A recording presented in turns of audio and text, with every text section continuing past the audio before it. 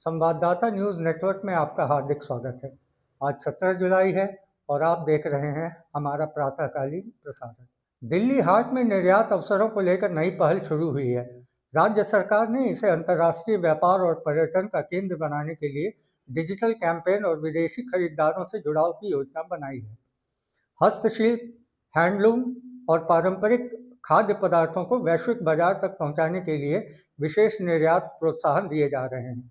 दिल्ली हाट में आयोजित मेलों और प्रदर्शनियों को अब अंतर्राष्ट्रीय व्यापार मेलों से जोड़ा जाएगा, जिससे स्थानीय कारीगरों और छोटे व्यापारियों को सीधा लाभ मिलेगा।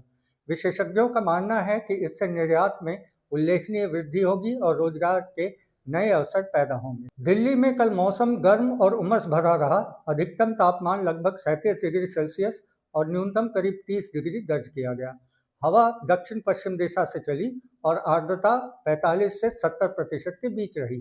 अगले 2 दिनों तक इसी तरह की स्थिति बने रहने की उम्मीद है, जबकि 19 जुलाई से बादल छाने और हल्की बारिश शुरू होने की संभावना है।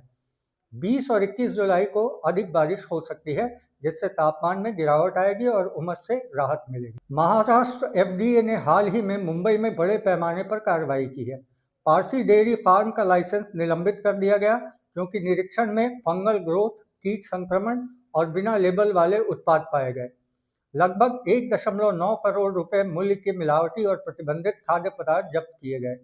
इसी तरह शालीमार, नूर मोहम्मदी और रहमानिया जैसे मशहूर रेस्तरां में गंदगी, असुरक्षित भंडारण और स्वच्छता की गंभीर कमियां मिली। एफडीए आयुक्त तुकाराम मुंढे के नेतृत्व में चल रहे सेफ फूड सेव महाराष्ट्र अभियान के तहत 24 छापे, 11 एफआईआर और 16 गिरफ्तारियां हुई हैं। महाराष्ट्र में सरकार ने किसानों को राहत देने के लिए प्याज की सरकारी खरीद दरों को 1875 रुपये से बढ़ाकर 2125 प्रति क्विंटल कर दिया है। यह कदम बफर स्टॉक मजबूत करने और किसानों को बेहतर दाम दिलाने के लिए उठाया गया है। राज्य सरकार ने 700 करोड़ रुपए का प्याज डिहाइड्रेशन प्रोजेक्ट शुरू करने की घोषणा की है, जिससे अतिरिक्त उत्पादन को प्रोसेस कर नुकसान कम किया जा सके। वर्तमान में महाराष्ट्र से रोजाना लगभग 30,000 टन प्याज मंडियों में पहुंच रहा है और खुदरा कीमत औसतन 31 रुपये प्रति किलो है। किसानों ने एमएसपी को 3,000 तक बढ़ाने और स्थिर निर्यात नीति की मांग की है। सूरत में लिमाला क्षेत्र में नोवाको विस्तास ने नया सीमेंट प्लांट शुरू किया है। यह आधुनिक तकनीक से लैस संयंत्र है, जिसकी वार्षिक उत्पादन क्षमता लगभग 1.2 मिलियन टन बताई जा रही है। कंपनी का कहना है कि इस निवेश से दक्षिण गुजरात में औद्योगिक विकास को बढ़ावा मिलेगा और स्थानीय स्तर पर रोजगार के अवसर भी पैदा होंगे। प्लांट में पर्यावरण अनुकूल तकनीक का उपयोग किया गया है ताकि कार्बन उत्सर्जन कम हो सके। महाराष्ट्र सरकार ने रायगढ़ जिले के दिघी क्षेत्र में 20,000 करोड़ रुपए का ग्रीनफील्ड शिप बिल्डिंग क्लस्टर स्थापित करने की घोषणा की है। इस परियोजना में Mazagon Dock Shipbuilders Limited को एंकर शिपयार्ड बनाया गया है और एंसिलियरी उद्योगों जैसे इंजन निर्माण, स्टील फैब्रिकेशन और कंपोनेंट उत्पादन को भी शामिल किया जाएगा। मुंबई पोर्ट अथॉरिटी और राज्य सरकार ने संयुक्त रूप से एक विशेष प्रयोजन वाहन बनाया है। इस क्लस्टर से महाराष्ट्र को जहाज निर्माण का प्रमुख केंद्र बनाने और भारत की समुद्री क्षमता को वैश्विक स्तर पर प्रतिस्पर्धी बनाने का लक्ष्य रखा गया है। टाटा कंसल्टेंसी सर्विसेज ने एनवीडिया के साथ मिलकर बेंगलुरु में इंडस्ट्रियल एआई सॉल्यूशंस लैब की शुरुआत की है। इस लैब का उद्देश्य विनिर्माण और मोबिलिटी कंपनियों को आर्टिफिशियल इंटेलिजेंस आधारित समाधान विकसित करने और उन्हें बड़े पैमाने पर लागू करने में मदद करना है। इसमें productive maintenance, automated quality inspection, digital twins और एजेंटिक एआई जैसी तकनीकों का उपयोग किया जाएगा। कंपनियां पायलट प्रोजेक्ट से लेकर प्रोडक्शन स्तर तक तेजी से पहुंच सकेंगी।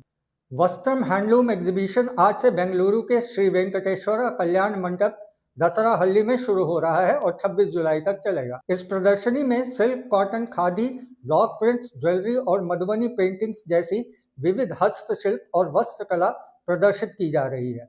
आयोजन का उद्देश्य स्थानीय कारीगरों और बुनकरों को राष्ट्रीय और अंतर्राष्ट्रीय खरीदारों से जोड़ना है।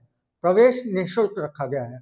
तमिलनाडु में समुद्र से मछली पकड़ने पर लगी 61 दिनों की रोक हटाई गई और मछुआरों ने नावें उतारकर फिर से काम शुरू किया।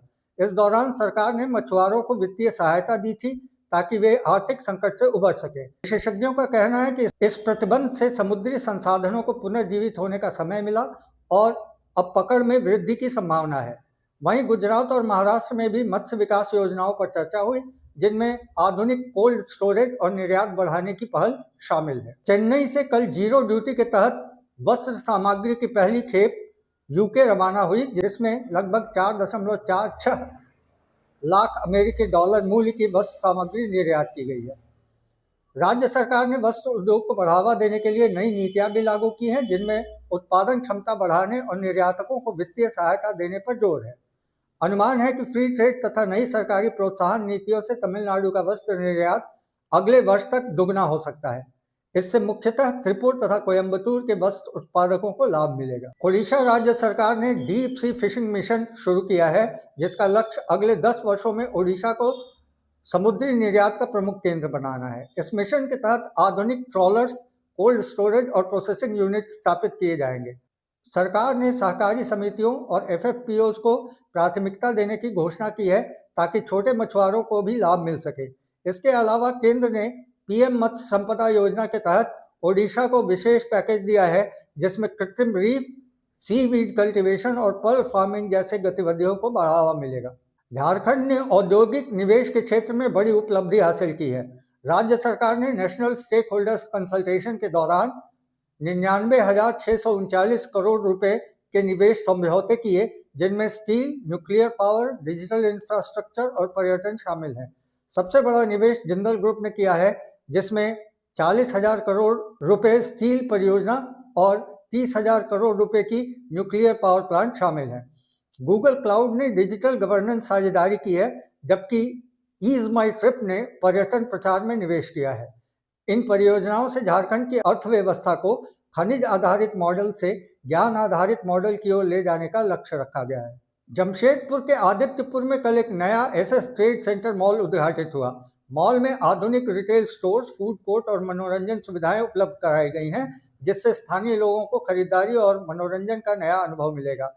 उद्घाटन समारोह में बड़ी संख्या में लोग शामिल हुए और व्यापारियों ने उम्मीद जताई कि इससे रोजगार के अवसर बढ़ेंगे और स्थानीय अर्थव्यवस्था को मजबूती मिलेगी। अर्जेंटीना ने फीफा विश्व कप 2026 के सेमीफाइनल में इंग्लैंड को हराकर एक बार फिर शानदार वापसी की और रविवार 19 जुलाई को स्पेन के खिलाफ फाइनल में जगह बनाई। एंथोनी गॉर्डन ने 55वें मिनट में इंग्लैंड को बढ़त दिलाई, लेकिन अर्जेंटीना ने 85वें मिनट में एंजो फर्नांडिस के गोल से वापसी की और फिर अतिरिक्त समय के दूसरे मिनट में लोटारो मार्टिनेज ने गोल करके अर्जेंटीना के प्रशंसकों को खुशी से झूमने पर मजबूर कर दिया। अर्जेंटीना के दोनों गोल लियोनेल मेसी की बदौलत हुए, जिसका मतलब है कि अब वह गोल्डन बूट की दौड़ में शीर्ष स्थान पर पहुंच गए हैं, क्योंकि उनके पास किलियन एम्बापे से एक अधिक असिस्ट है। टूर्नामेंट में अब तक दोनों खिलाड़ियों ने 8 गोल किए हैं। आज के बुलेटिन में इतना ही। अगली बुलेटिन में फिर मिलेंगे नई खबरों के साथ। नमस्कार।